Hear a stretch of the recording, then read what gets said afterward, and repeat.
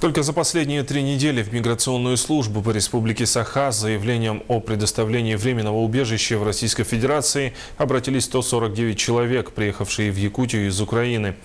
Это в основном выходцы из Донецкой и Луганской областей. Месяц назад такие обращения были единичными. По словам начальника аналитического отдела миграционной службы Республики Марины Лавренюк, с начала года к ним за консультацией обратилось более 800 граждан Украины.